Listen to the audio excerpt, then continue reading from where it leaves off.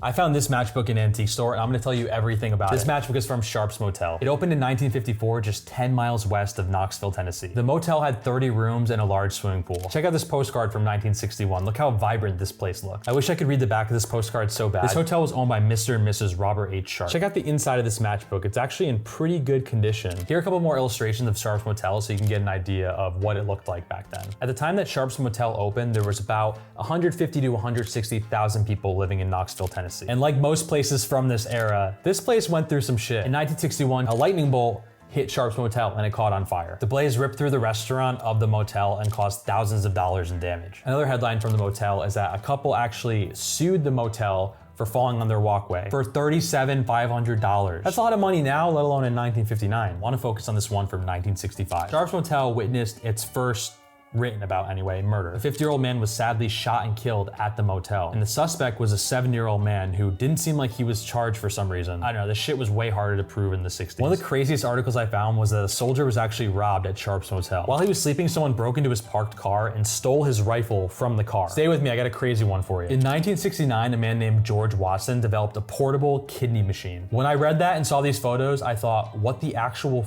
does that mean? So apparently this guy had a chronic kidney condition. He had a giant kidney machine that he had to be hooked to at all hours in his house in Knoxville, so he was unable to travel until he developed a portable kidney machine. Now the funniest thing is, this is supposed to be a mobile device, but look how giant this thing is. Can you imagine carting this around from motel to motel when you're on a trip and setting it up in the motel? I personally can't because this is not portable to us with modern technology. But in 1969, I guess this is as good as it got. And George Watson did his first ever portable kidney test at Sharp's Motel. Unbelievable, you can't make this shit up that I find. This is him laying in bed monitoring the portable device. Now there are so many more newspaper articles about Sharp's Motel, but I wanna explain what happened next because this place was actually auctioned off in 1977. Meet Nabi and Nazid Aquad. These brothers bought out the building that the deli was in for $354,000 in 1978. The brothers bought the lot and wanted to name it Jerusalem Lot. The reason being they wanted to bring something different, Middle Eastern food, to Knoxville, Tennessee. They changed the name to Alibaba's Timeout Deli. I love looking for little Easter eggs in here and I love seeing these old prices. It makes me so jealous